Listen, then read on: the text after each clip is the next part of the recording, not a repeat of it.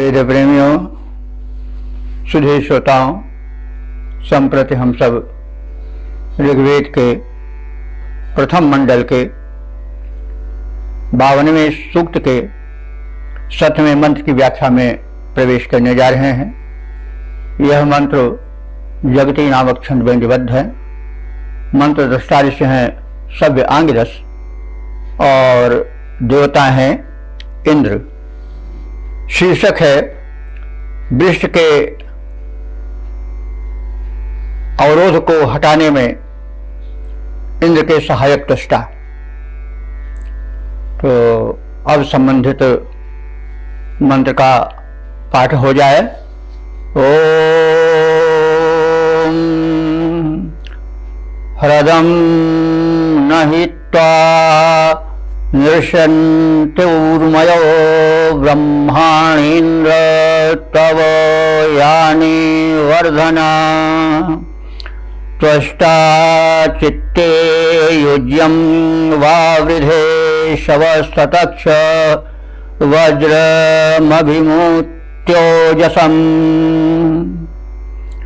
ॐ ह्रदं नहित्वा नृशन्तमूर्यो ह्रदं नहित्वा नृशन्ति ऊर्मयो ब्रह्माणीन्द्र तव यानि वर्धना त्वष्टा चित्ते युज्यं वावृधे शवस्ततक्ष वज्रमभिभूत्योजसम्।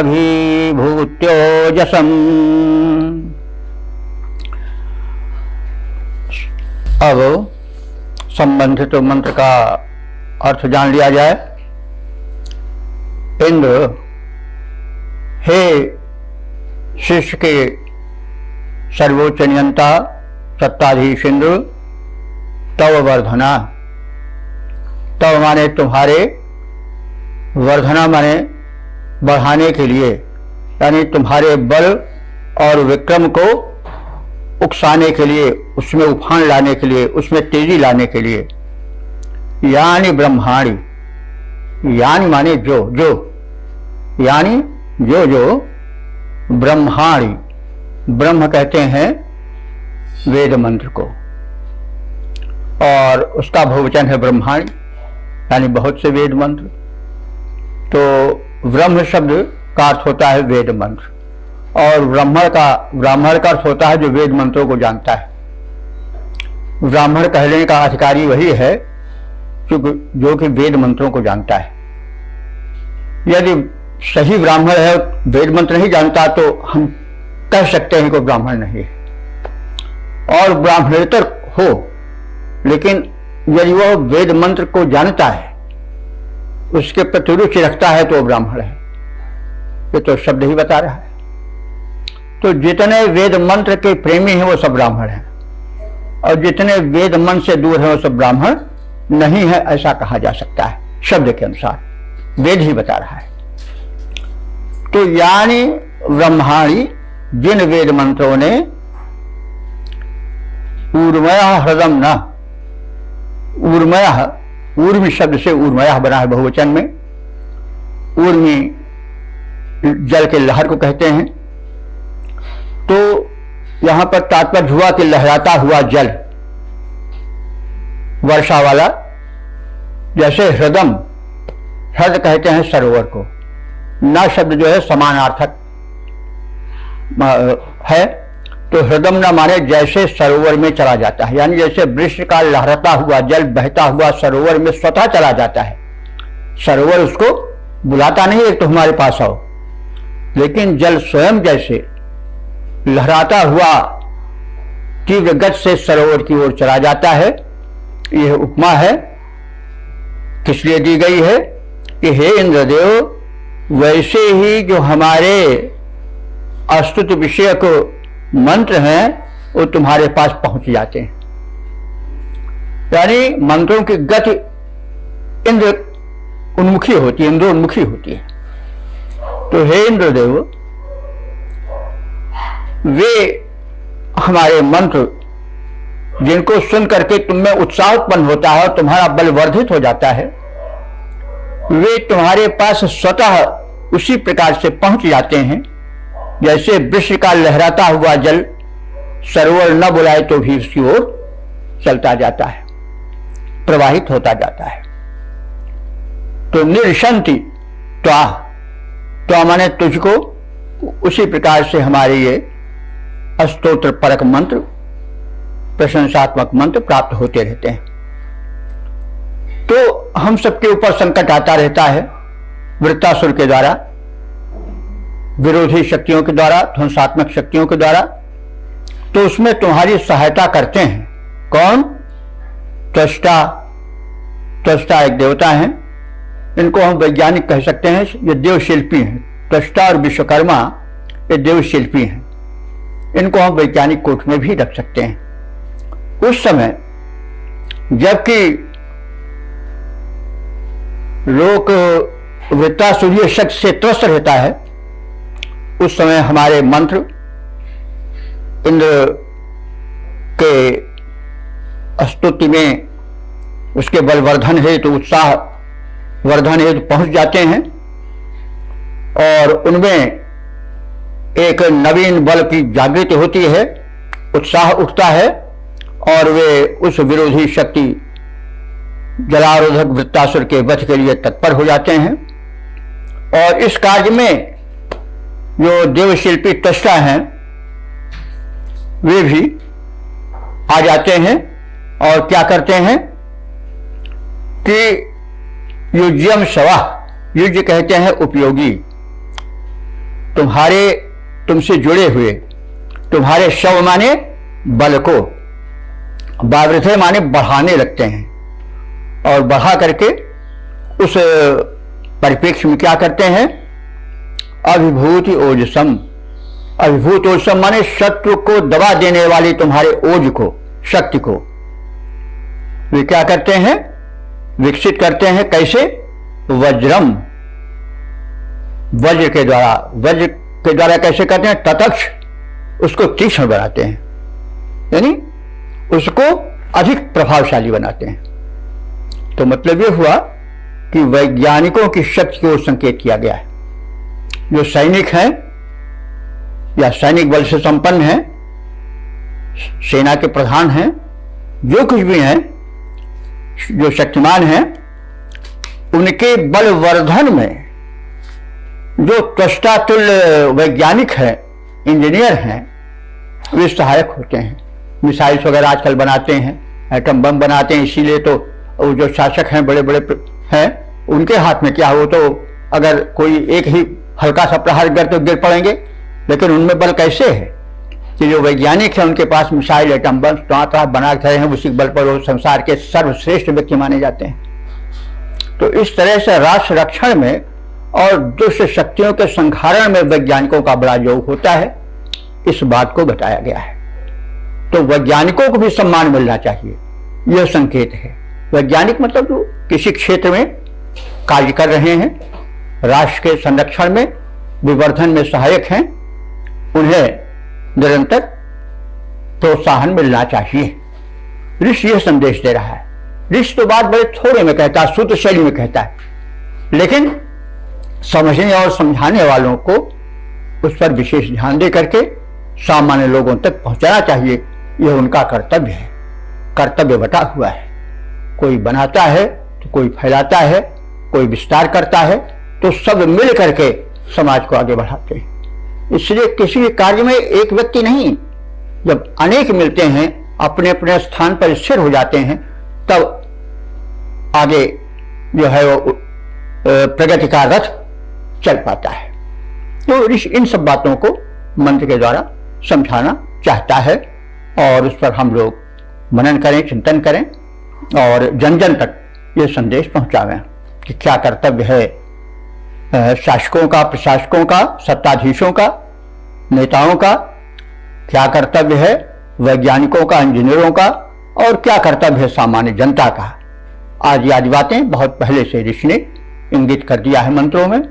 तो सभी मंत्रों में ये बातें जो है वो विस्तृत हैं, काव्यात्मक है, मानस है, अन्य ग्रंथ हैं, काव्य भी प्रस्तुत करते हैं, संदेश भी देते हैं।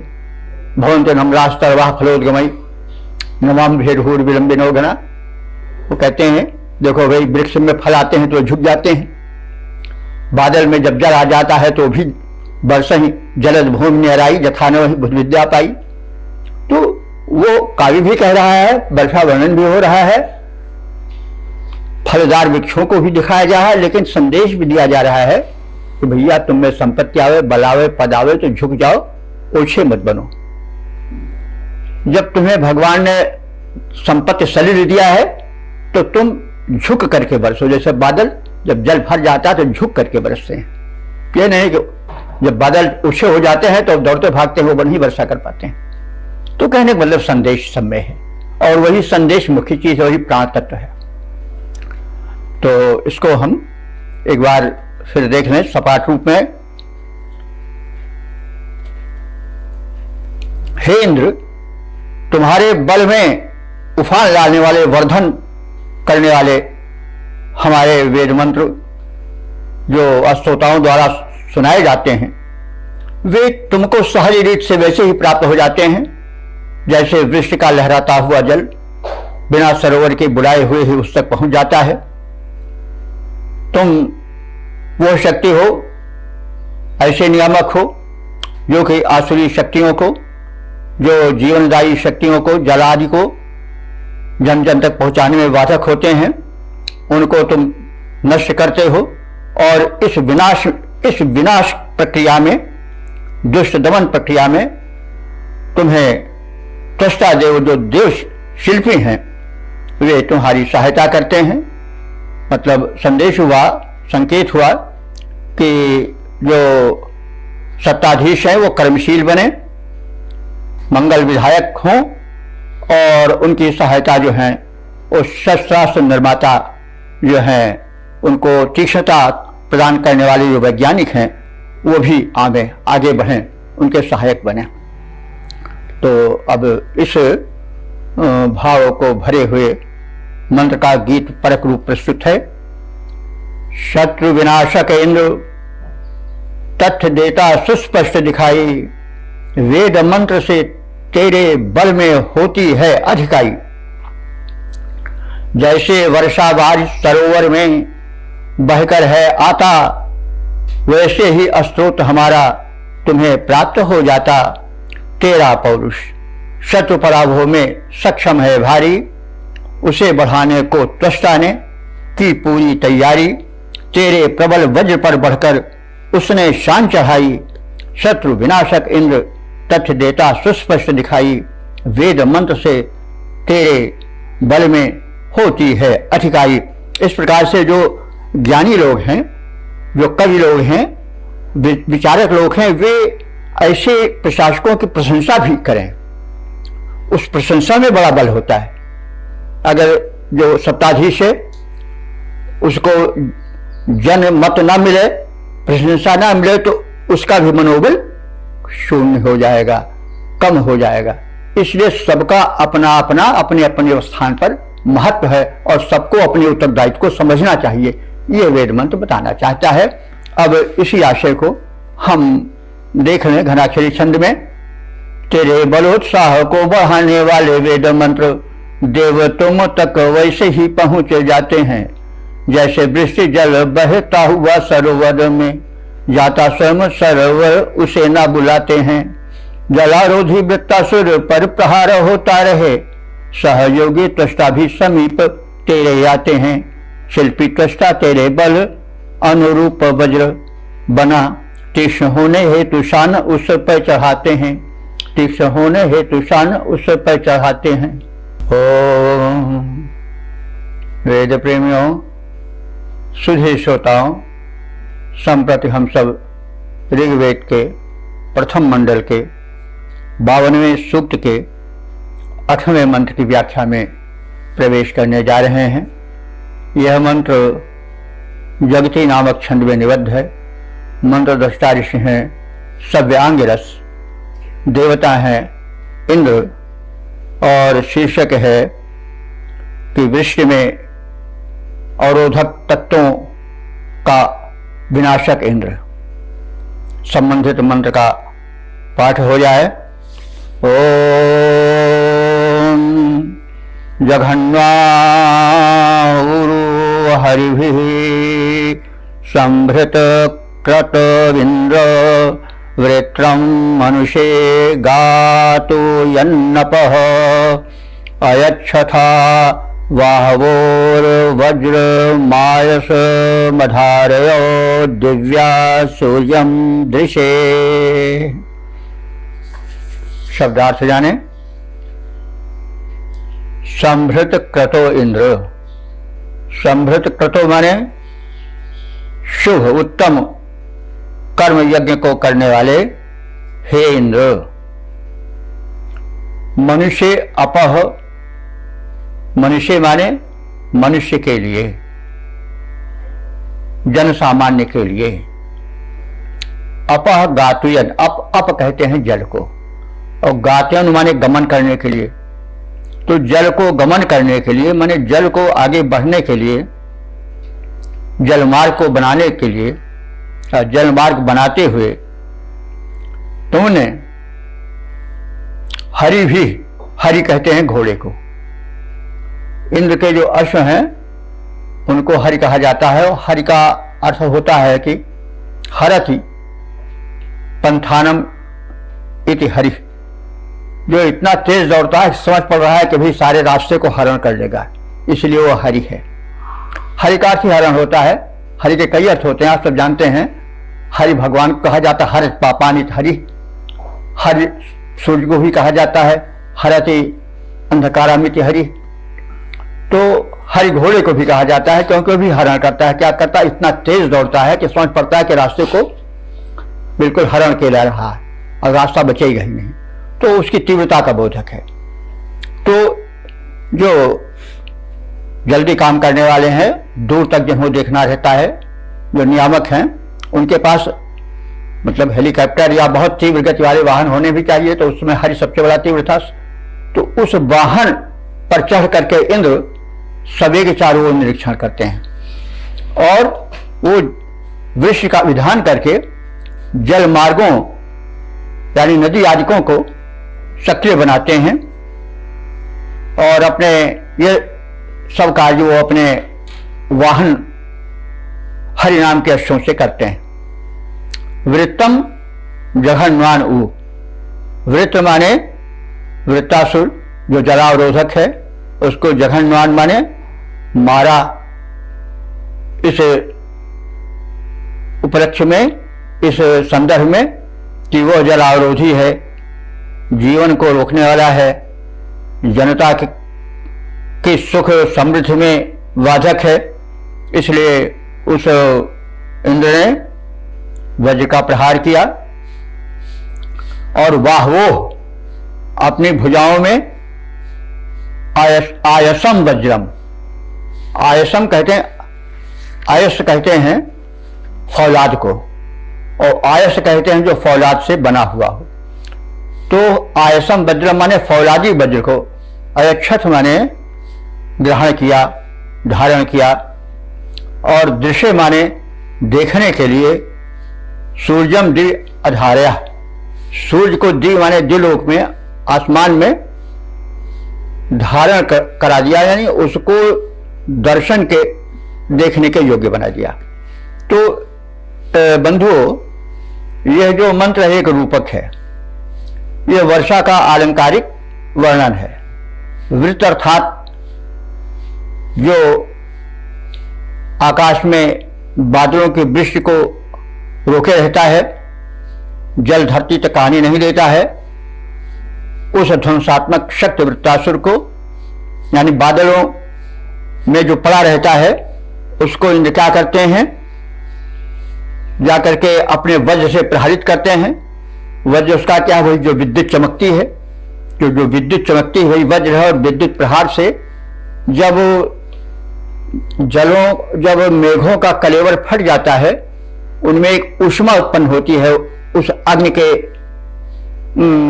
दाहक वज्र के प्रहार से, अग्निवत उस वज्र के घोर प्रहार से। तो उस ऊष्मा से जो जल है वो पिघल जाता है और बादलों के घेरे से निकल करके महिमंडल पर वर्षा रूप में गिरने लगता है। तो बादलों का जमावड़ा ना बरसने पर विद्युत प्रहार, विद्युत की चमक, गर्जन, ये सब जो हैं वो वृक्ष के लक्षण हैं। और इस साकार दृश्य को, सजीव दृश्य को देख करके ऋषि के हृदय में विचार उठा। उसने विद्युत की चमक को इनका वज्र प्रहार माना और गड़गड़ाहट को वृत्तासुर की गर्जन माना उस दैत्य की, और विश्व को जल जीवन प्रदायी का शक्ति माना। उस दृश्य का जो वर्षा का है, बादलों का है, बिजली के चमकने का है, उसको सजीव करके शब्दों में उतारा और संदेश भी दिया कि जो समाज के प्रबुद्ध वर्ग हैं अथवा जो शासन सत्ता पर आरूढ़ हैं, जिनके हाथों में शक्तियां हैं, वे ऐसे दुर्दमनीय तत्वों को नष्ट करें जो वृत्तासुर की भूमिका में आते हैं, और जीवन जो जल का स्वरूप है या जल जो जीवन का स्वरूप है उसको वो विकास के लिए धरती पर सुलभ करावें, जनजीवन को समृद्ध और संपन्न बनावें, आदि आदि बातें इनसे इस मन से प्रकट होती है। तो इसका हम एक सपाट अर्थ भी देख लें। हे श्रेष्ठ कर्मों के संपादक इंद्रदेव, तुमने घोड़ों पर चढ़कर, यानी यह घोड़ा वाहन है, ये हर एक जिसको दूर तक देखना रहता है उसको उतना ही तीव्र वाहन मिलता है।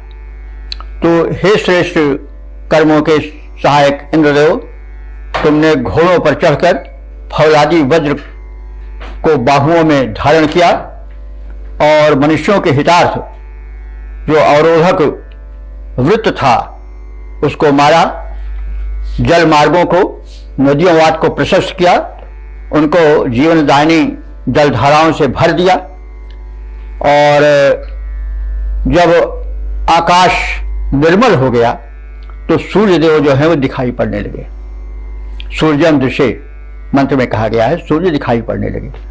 तो ये सब जो है वह एक आलंकारिक वर्णन है वर्षा का, यानी वृत्त अर्थात जलावरोधक शक्ति जो मेघों को वर्षने नहीं देती है, उस पर प्रहार होता है बिजली का, और अंत में उस बिजली की ऊष्मा से धरती पर जलधाराएं मुक्त होकर के गिरने लगती हैं, और वह इंद्र जिसकी शक्ति विद्युत है, उस विद्युत के प्रहार द्वारा वज्राघात करता है और मेघों को विदीर्ण कर देता है, और जल मानवों के हित में बरस जाते हैं, और तत्पश्चात आकाश निर्मल हो जाता है, वृत्तासुर से शून्य हो जाता है, और जो सूर्य देवता है जो मेघों के द्वारा दबा दिए गए थे, जो लोक के सामने नहीं आ पा रहे थे, लोग जिनके प्रकाश से वंचित था, ऐसे सूर्यदेव निर्मल आकाश में चमक उठते हैं और संसार उनको देख करके प्रसन्न होता है।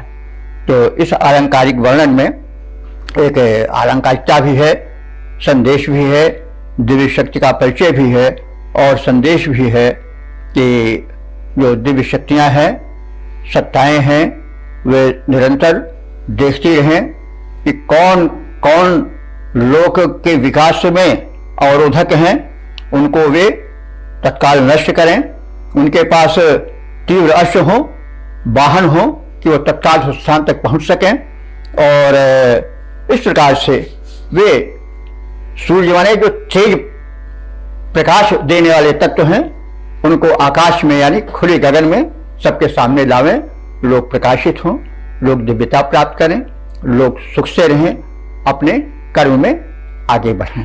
जब जल वर्षण रुक जाता है तो मनुष्य आगे कर्म के लिए निकल पड़ते हैं, कोई भी कार्य हो, हर क्षेत्र में लोग सक्रिय हो जाते हैं। तो यह एक संदेश भी है जिसमें हर क्षेत्र के लोगों का कर्तव्य निर्धारण किया गया है, संकेतित किया गया है। उसको समझें और मंत्र के सहारे उसका मनन करें और तदनुकूल आचरण करें, आत्मोद्धार के लिए और समाजोद्धार के लिए, राष्ट्रोद्धार के लिए, मानवतोद्धार के लिए। यह वेद का दिव्य संदेश है। अब इसको हम गीत रूप में देख लें। हयारूढ़ होकर फौलादी वज्र इंदने धारा, जलावरोधी प्रबल वृत्त को जनहित में है मारा। जल वर्षण कर रुद्ध सलिल का मार्ग यथावत खोला। निर्मल नभ में हुआ दृष्टिगत सुस्थापित रवि गोला। हे शुभकर्मा इंद्र तुम्हारा आभारी जग सारा। हे शुभकर्मा इंद्र तुम्हारा आभारी जग सारा। है आरूढ़ होकर फौलादी वज्र इंद्र ने धारा। जलावरोधी प्रबल वृत्त को जनहित में संघारा। इसका हम घनाक्षरी छंद में रूप देखें। वृत्त जल रोके घेरा डाले नभ में पड़ा था। वृत्त जल रोके घेरा डाले नभ में पड़ा था। सूर्य बिंब को भी हर लिया दुराचारी ने। जल वृष्टि रोक लिया शोक प्राणियों को दिया। घेर लिया दुनिया को घोर अंधियारी ने। तब इंद्र से रहा न गया, इंद्र से रहा न गया, अनय सहा न गया। वज्र को संभाला, वज्र को संभाल लिया उस वज्रधारी ने। वृत्त का संहार किया, जलधार खोल दिया। रवि को प्रकट किया इंद्र वज्रधारी ने। रवि को प्रकट किया इंद्र वज्रधारी ने। ओ वेद प्रेमियों, सुधी श्रोताओं, संप्रति हम सब ऋग्वेद के प्रथम मंडल के 52वें सूक्त के 9वें मंत्र की व्याख्या में प्रवेश करने जा रहे हैं। यह मंत्र जो है वह जगती छंद में निबद्ध है। मंत्र दृष्टा ऋषि हैं सव्य आंगिरस, देवता है इंद्र और शीर्षक है वृष्टि में मरुतों का योगदान। अब संबंधित मंत्र का पाठ हो जाए। ओम बृहतश्चंद्र मम वद्य दुःख मकृणवत भियसारोहणं दिवः। यन्मानुष प्रधना इंद्रमूतयः स्वर निशाचो मरुतो मदन्नन्। शब्दार्थ जाना जाए। यत माने जब, जिस समय, वो जिस समय कौन था कि भयसा, भयसा माने भय से। किसके भय से? वृत्तासुर के भय से। तो जब वृत्तासुर के भय से जगत जो था वो प्रकंपित था, तो क्या कार्य हुआ कि वेद मंत्र गायकों ने, विद्वानों ने, जागृत ऋषियों ने वेद मंत्र प्रार्थना में प्रस्तुत किया। वे वेद मंत्र कैसे थे? स्वह, स्वह माने स्वर्ग, यानी स्वर्ग सुख को प्रदान करने वाले थे। और अमवत माने बलदायक थे। और कैसे थे? चंद्रम, चंद्रम माने आह्लाददायक थे, प्रसन्नता प्रदायक थे। चंद्र माने जानते हैं आप लोग, चंद्र आह्लादयति चंद्र। तो ये चंद्र यहां चंद्रमा के नहीं बल्कि वेद मंत्र का विशेषण बनकर आया है। दिवारोहणम, और वे मंत्र बड़े श्रेष्ठ थे। देव माने स्वर्ग पर, रोहणम माने चढ़ने के लिए सीढ़ी की तरह थे, सोपान थे, यानी स्वर्ग को प्राप्त कराने वाले थे। यह सामगान था। सामगान के विषय में कहा जा रहा है। वही ऋग्वेद का मंत्र जब सामवेद में जाता है, जब स्वर और तान पर, तंबूरे पर, संगीत पर चढ़ जाता है, तो ही जो है सामगान हो जाता है। ऋग्वेद का ही मंत्र सामवेद में जाकर के सामगान बन जाता है। तो सामगान किया गया। वो सामगान कैसा था? वो जो था वो बड़ा ही प्रकाशक था, बलदायक था, आह्लादक था और स्वर्ग की सीढ़ी के समान था। तो ऐसे उच्च को, ऐसे सामगान को विद्वानों ने प्रस्तुत किया इंद्र की प्रशंसा में। तो दिव्य शक्तियां उनसे जागृत हुई और मरुत इसमें आगे आए। मरुत को आप जानते हैं, ये इंद्र के प्रधान सेनापति के रूप में माने जा सकते हैं, संघर्षशील हैं। तो उन्होंने मंत्र को सुना, प्रभावित हुए और इंद्र के समीप आए और उन्होंने क्या किया और वे मरुत कैसे थे? मरुत जो थे मानुष प्रधना, जनहित में वे प्रधन कहते हैं युद्ध को। वे जनहित में युद्ध करने वाले थे, निरर्थक नहीं खून बहाने वाले थे, बल्कि जनहित में युद्ध करने वाले थे। कौन? मरुत। मरुत कैसे थे? मानुष प्रधना, मनुष्य के हित में युद्ध छेड़ने वाले थे। तो निशाचा, और वे कैसे थे? मनुष्यों की सेवा करने वाले। निशाचा माने नृ माने मनुष्य, साचा माने सेवक। वे मानव के सेवक थे। देख लिए, बड़ा सुंदर दिया जा रहा है। अधिकारीगण अपने को जनता का, मतलब ये न माने कि हम जनता के ऊपर हैं और हम जनता को दबाए रहें, जैसा चाहें वैसा करें, उनको गाली दें, गुप्ता दें, यह करें वो करें, उनको नुकसान पहुंचाएं। नहीं, वेद स्पष्ट कह रहा है कि वो निशाच हो। नृ माने मनुष्य और साच माने सेवक। वे जो अधिकारीगण हैं वे अपने को मनुष्य का सेवक बना करके प्रस्तुत करें, युद्ध करें, लेकिन अपने को जनता से ऊपर न माने। यह देखिए कितना लोकतांत्रिक संदेश है इसमें। उन्होंने मर्दों को, जो कि प्रधान सेनापति हैं, इंद्र के सहायक हैं, उनको निशाच बताया है। नृ माने मनुष्य, साच माने सेवक। वे जन सेवक के रूप में हैं। और उन्होंने क्या किया? स्व ऊतयः, स्वर्ग की रक्षा करने वाले वे मरुत, स्व स्वर्ग को कहते हैं, और ऊतयः माने रक्षक। वे मरुत जो कि स्वर्ग के रक्षक थे, मनुष्यों के हित में युद्ध करने वाले थे। वे मरुत अपना कर्तव्य निभाए, जागरूक हुए, और वे इंद्रम अनु अमदन, वे इंद्र के पास आए, प्रधान नियामक शक्ति के पास आए, और उनको अमदन माने आनंदित किया, प्रोत्साहित किया कि वे अब इस लोक की प्रगति में बाधक, उसके संत्रासक वृत्तासुर का विनाश करें। और ये है, हमने वेद मंत्रों के आधार पर जान लिया है कि इस समय जो मानव हैं वो अत्याचारियों के अत्याचार से, जो वृत्तासुर रूप में हैं, संत्रस्त हैं। इसलिए हे इंद्रदेव, आप जो है वह इस संकट को टालने के लिए जनहित में आगे आवें और उस वृत्त रूप में बाधक शक्ति का, अवरोधक शक्ति का विनाश करें। और इस प्रकार से विनाश की भूमिका तैयार हुई। तो इसके हम सपाट अर्थ को भी देख लें। वृत्त के भय से अस्तोताओं ने, स्तुति सुनाने वालों ने, विनती करने वालों ने सुखप्रद, बलप्रद, हर्षप्रद, स्वर्ग की सीढ़ी के समान श्रेष्ठ सामगान को किया, सामवेद के मंत्रों का उच्चारण किया। तब जनहित में संग्राम करने वाले जनहितकारी स्वर्ग रक्षक मरुतों ने अपना कर्तव्य निभाया।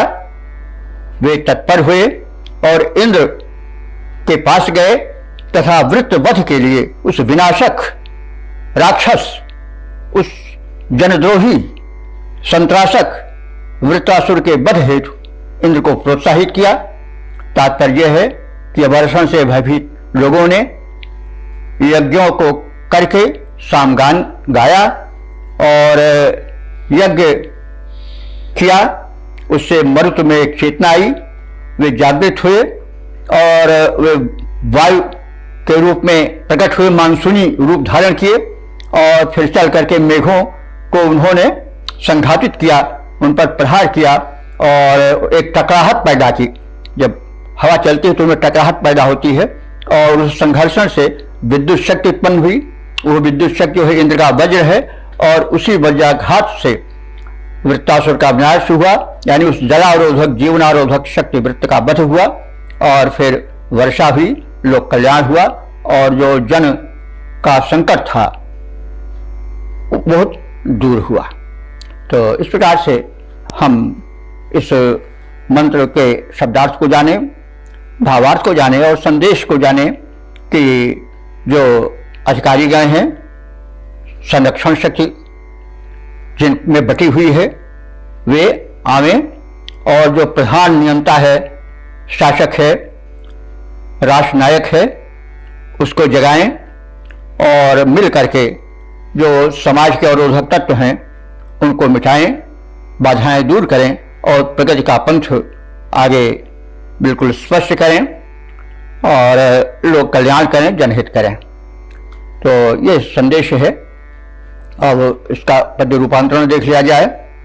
हुआ अवर्षणशील भीत जनों में सामगान का रुचिर विधान, हुआ अवर्षण भीत जनों में सामगान का रुचिर विधान, हुआ जागरित तब ऋषियों का व्यापक जीवन यज्ञ प्रधान, अस्तोत्रों का गान स्वर्गप्रद हितप्रद बलप्रद आह्लादक, उनसे प्रेरित हुए मरुदगण जो रक्षक जनहित साधक, उनसे प्रेरित इंद्र ने किया त्वरित वृत्र वध का संधान, हुआ अवर्षण भीत जनों में सामगान का रुचिर विधान।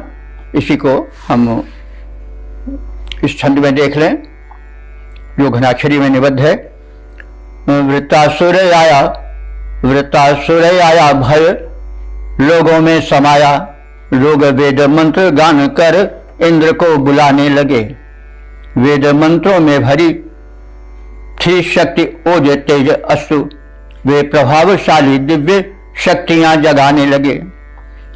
लोकहित में निरत मरुत महान जाके इंद्र को जगाने लोकहित बतलाने लगे। इंद्र तत्पर हुए वज्र को संभाला निज, वृत्तासुर पर प्रहार करने कराने लगे। तो इस प्रकार से बंधुओं, जो साम गायक हैं यानी विद्वान वर्ग हैं, कवि हैं, कलाकार हैं, उनका भी कर्तव्य है। उनका कर्तव्य क्या है? वे दिव्य शक्तियों तक अपनी बात अस्तुतपूर्वक पहुंचाएं। कोई ये नहीं कि जहां पर उन पर कुछ वाक्य का प्रहार करने लगे, कटु उनकी निरर्थक आलोचना करने लगे, नहीं, अनुनय विनय पूर्वक उन्हें अपने संकट बतावें और जो उनके सहायक हैं, प्रधान सेनापति आदि हैं और जो शक्ति जिनके हाथों में है, वे सब जाकर के उस परम सत्ताधीश को, उस परम शक्तिमान को, राष्ट्राध्यक्ष को अपनी बातें बतावें, जनता के दुख को सुनावें।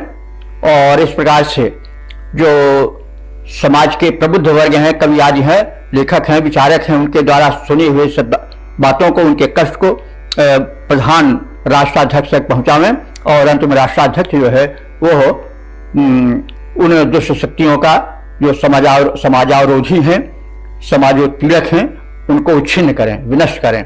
तो यह है संदेश इस मंत्र में दिया गया है। ओहो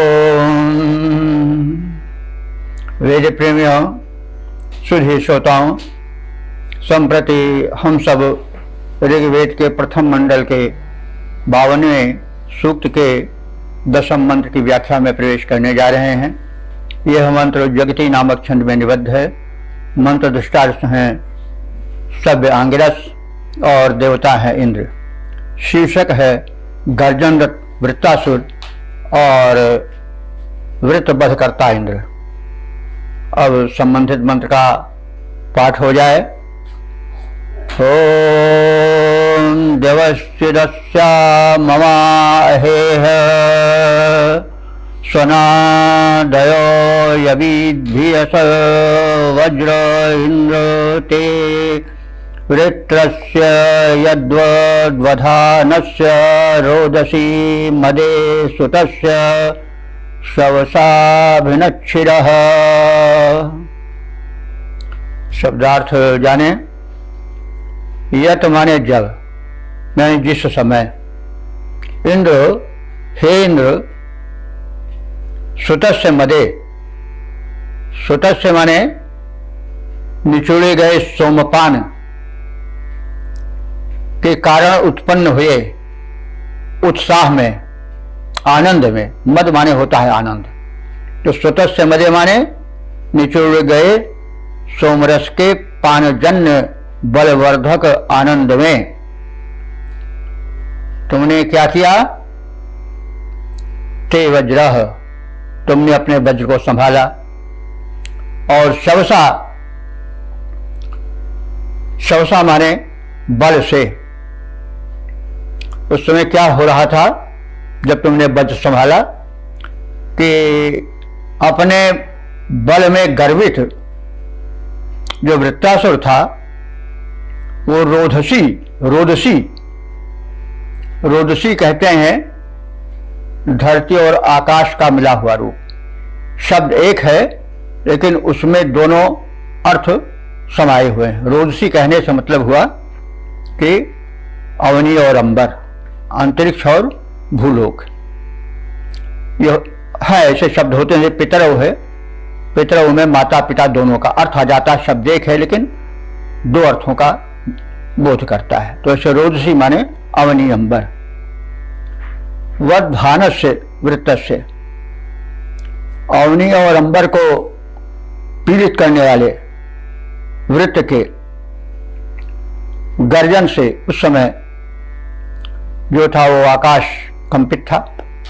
तुमने क्या किया कि उसके बढ़ाने से मैंने वज्र की व्यवस्था की और शिरः अभिनत, अपने वज्र प्रहार से उसके सिर को अभिनत माने टुकड़े टुकड़े कर दिए, काट डाला।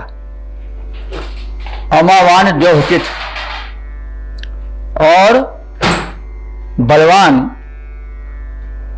स्वर्गलोक को भी अहे सनाद भ्यसा, वो जो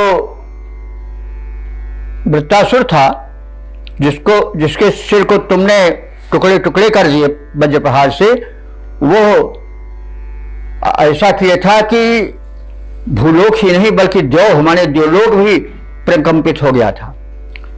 भ्यसा माने भय उत्पन्न कारक वृत्त की गर्जन से उसने क्या किया कि अयोयवीत, भयभीत कर दिया था। किसे? धरती को और अंबर को और स्वर्गलोक तक उसके गर्जन से भयभीत था। तो ये है तो